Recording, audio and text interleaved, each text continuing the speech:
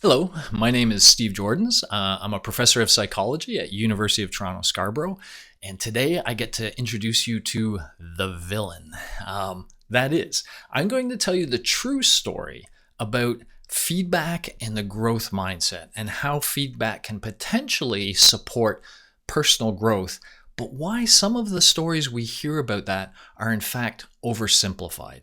And they're oversimplified because they ignore the critical villain that makes everything a little bit more complex. So let me just jump right into this. Let's start here. Beautiful thought. Feedback is a gift. Gift in the sense that it's given with permission. The intention is for the growth. It's for the person. It's not about the person, and it's targeted for success. That sounds really nice, It doesn't it? Think of some time when you were giving feedback. Did it feel like a gift? This represents probably pretty good the intentionality of the giver. But the critical thing I will argue about feedback is how that gift is received. And if it doesn't feel like a gift to the receiver, it's not a gift. Okay? And so feedback can be a gift, as I'll argue, but in general, it's not. Not unless the villain is appropriately considered. So let's put that aside and let's just say for now, feedback is not a gift unless it's done right. The second concept I want to introduce here is this notion of the growth mindset. And of course, we associate this most with Carol Dweck and the book she wrote, where she showed a lot of people who've achieved a lot of success in life seem to have one of these growth mindsets. That is, they think that they're capable of eventually learning anything. And when they run into failures, they see them as an opportunity to learn and grow. They mine the failure, the information, the data that's present there, and they use it to improve. And that's called having a growth mindset. And it's contrasted with a fixed mindset here, in the sense that, nope, that's all I can do. I can't do math. I can't do whatever. And Carol Dweck appropriately says we want students and we want people in general to have a growth mindset. Okay, fantastic. I agree. And I agree that growth mindsets are extremely powerful. But here's where I differ. I don't think they're natural. In fact, I will argue they are not natural. Those people who have a growth mindset had to work to get there. But I get ahead of myself a little bit. I want to tell you the true story of feedback. And yes, that true story includes a villain. Now, let's talk about villains for a second, just so we're clear about what I am and am not saying here. Think of a villain in a story. Villains do not prevent happy endings. They just make for more complex stories where the hero has to work harder to achieve the happy ending they desire. And that is what I'm going to suggest to you here as well. That everything we want to think about feedback and a growth mindset is possible. But we have to take the time to deal with the villain. Who's this villain?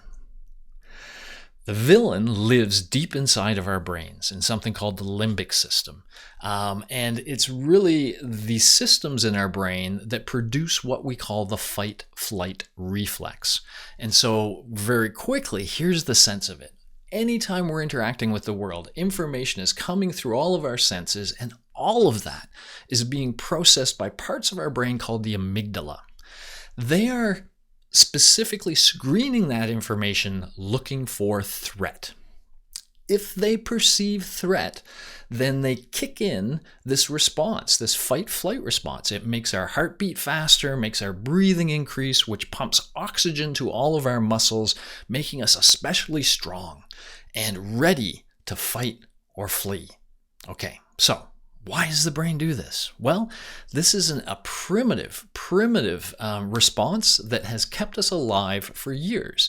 Imagine you're, nipping berries as you're walking along in some forest path, and then in front of you suddenly emerges a bear. Okay, that bear is perceived by the amygdala as dangerous. It kicks in our fight flight, and now we are ready to either take on that bear. Probably not the best idea, but we could choose we're going to fight that bear, or maybe the better idea, we're going to flee into the bushes and climb a tree somewhere. We're going to get the heck away from that bear. Either way, we are at our physical best. We are at our physical strongest, and we're ready to take it on. And so this system has kept us alive for years and years and years. It still functions today. But sometimes it leads to issues or problems because its sense of threat is very general. It doesn't have to be a bear. It can be something else. So let me tell you a little bit of a story that's more modern to give you a sense of how the system is in play. I'm on the scientific advisory committee of this thing called the Genwell Project. They are a group of people who are trying to get the word out to Canadians and to the world that there is a secret to being happier and healthier. And in fact, it's not really that much of a secret. If you go to the scientific data and you ask what predicts happiness and what predicts health, both mental health and physical health, what you find is one variable that's extremely powerful: human connection. The more and deeper connections you have with other human beings, the happier you are, the healthier you are, and plus all of these other benefits that come too. It's just mind-blowing how many benefits come from social connection. And so the moral is clear. We should all be making friends every chance we get. If we have an opportunity of social connection, we should be jumping on it. It's going to benefit us in many ways. And so, imagine yourself, at some conference or something, and here you are, you come to a door and you look in a room and boom, there you see, oh my goodness, look at the opportunity for social connection right there. And imagine you don't know any of these people, right? Do you feel excited by that possibility of social connection? Do you walk into rooms like this thinking, oh, this can make me happy and healthy? I bet you don't. I'm not even sure you walk into this room. Some of us wouldn't. Some of us who see this room see what? We see threat. We feel anxiety. It's that fight-flight reflex. It's the villain. Why? What's the threat here? These guys are not grizzly bears. Well, it turns out that the predominant thing that predicts social anxiety in conditions like this is something we call fear of negative evaluation. We feel like, hey, if we interact with these people, they might not like us. They might see flaws in us. We might seem stupid. We might seem rude. We might seem unfriendly. Who knows? But for whatever reason, they might not like us. And that fear of negative evaluation is enough to kick off the fight flee and prevent us from reaching the thing that can give us happiness and good health. That's how complex the real story is. Now, let's think of this in a feedback context, because of course it's not that different, right? If you're sitting there for your annual performance evaluation, or if you're getting feedback from a teacher or from a professor on some work that you've done, there's also that potential of negative evaluation, right? There's that sense that this person is going to highlight things that you could improve. And in order for them to highlight things you can improve, they have to be highlighting current weaknesses, which make you feel embarrassed and silly and etc. And so as most of us are there experiencing feedback, we are not experiencing it as a gift. We are wanting to get the heck out of that room, or content. We either want to fight. That's not true of me. No. So we get our fight sort of reflex going, or we just want to be somewhere else. As soon as I can get out of this room, get me the heck out of this room. We want to flee, right? That is the natural response to feedback. Okay, so that's the first critical point that I want to emphasize here. Thinking of feedback as a gift that people eagerly use to guide personal growth, well, that's just not the natural way it works. The natural way is to feel threatened by the feedback and want to flee it or fight it. That is our natural response. Okay, well, suddenly the story has gotten a little more complex, hasn't it? But, of course, as I told you, the villain does not stand in the way of a happy ending. He just makes it more complicated to get there. And that's the truth here too. Because heck, there's all sorts of things that are not natural, right? Playing guitar is not natural. And yet we have people like Jimi Hendrix who can just make a guitar sing, right? He has learned the skill of playing a guitar. And so if we think of skills for a moment, if you develop a skill enough, it becomes second nature, we call it, almost as though it's natural.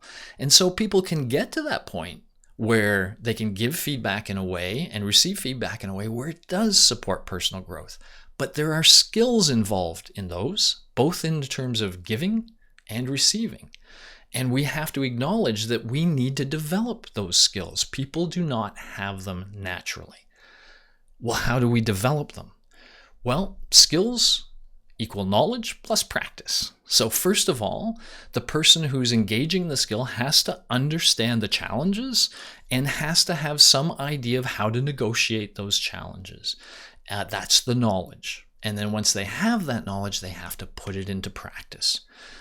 Preferably, the optimal practice environment provides a number of things. One, structure. It's not just random practice, right? If you want to learn basketball, you learn it through structured drills, not by playing with your friends on the playground. You can learn okay on the playground. You'll grow a little bit, but you'll never grow as much as you would in a structured practice environment.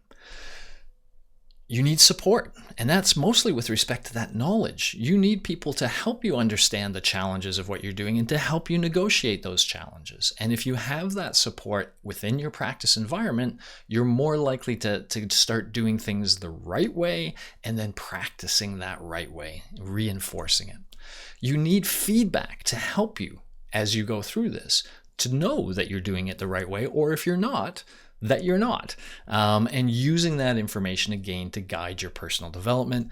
And most importantly, you need practice, preferably across different contexts so it becomes a more general skill.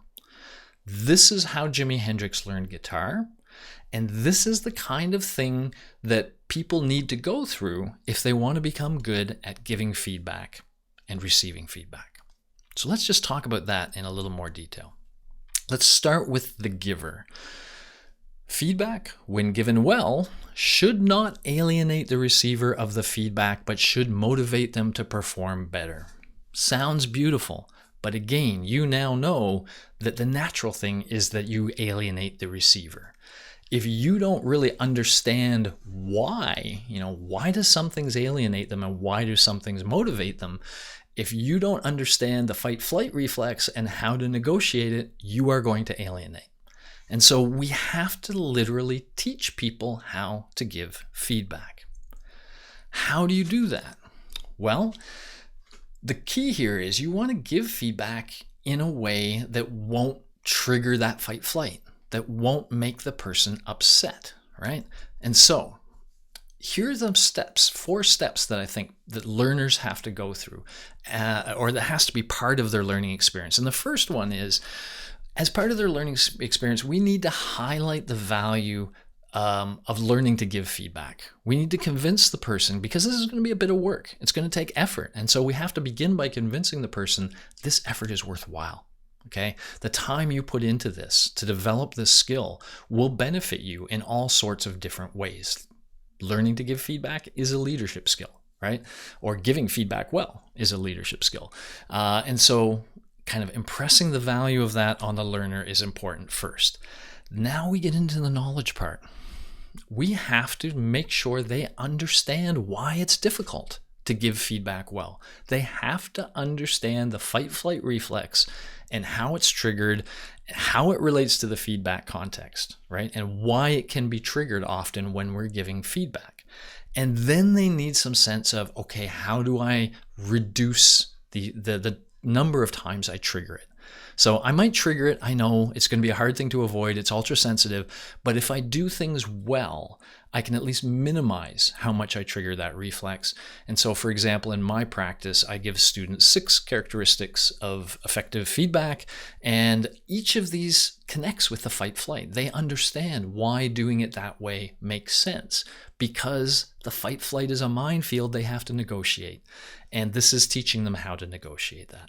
So now they have the knowledge. Okay, it's difficult. Okay, here's how I negotiate that. And now they need to put that knowledge into practice. They need to be given as many opportunities as they can to be involved in giving feedback to others. And with every opportunity, they will become better and better at giving feedback. They will understand the challenges better and how to negotiate them better. And this practice is absolutely critical. Okay, and then they will develop the skill. We could call it the skill of learning how to gift wrap feedback, perhaps. But, that's half the skill. They also have to learn how to receive feedback. Learning to receive feedback from each other is what leadership is all about. It's a similar story, but we now need to put people and give them experience on the other side of the coin. But we're going to do the same thing. So we're going to teach them how to recognize and manage their fight-flight response that happens in the context of feedback, because you have to recognize and manage it to allow for growth. So once again, we should start by highlighting the value of learning the skill. If you are the kind of person that can learn from feedback, then you are going to be the kind of person people see as capable of growth. And that means when new opportunities come up, even if you don't have the skill set right now, they'll think, oh, but that person can grow into this position. And that's, you want to be that person. So that's why it's worth the time and effort to learn the skill. We want to again come back to the villain, because we always have to consider the villain. This time, the people are going to feel the villain, right? So we want to remind them, hey, you know what? When you read feedback, it's very normal to have a bunch of negative emotions happen. And when they do, recognize them now. Look at them and say, aha, you're the villain. You're the fight flight. You are trying to stand in the way of me and personal growth. And then you have to not let it. You have to, encourage the receivers to push past that emotional response and focus on the actual message. I ask students to reword the feedback in their own words as a way to get them to push back the emotion and get to the actual message. And again, we have to give them practice. Practice. But if we do this within our schools and within our commercial organizations, if we have people within there continually practicing giving feedback and receiving feedback, well, then we can get to that point where we have very powerful communication happening that's leading to all sorts of personal growth. Cool. All right. So the next time somebody tells you that feedback is a gift, I just hope you'll say, yeah, but it's not so easy. There's a villain, and that villain is fight-flight response, our fight-flight response. And if we really want to get to a point where feedback is perceived as a gift, then we need to teach people how to give it well, and we need to teach them how to receive it well. But that's something we can do, and we should do, because it is the key to personal growth. Thank you very much for your time today. I wish you all the best.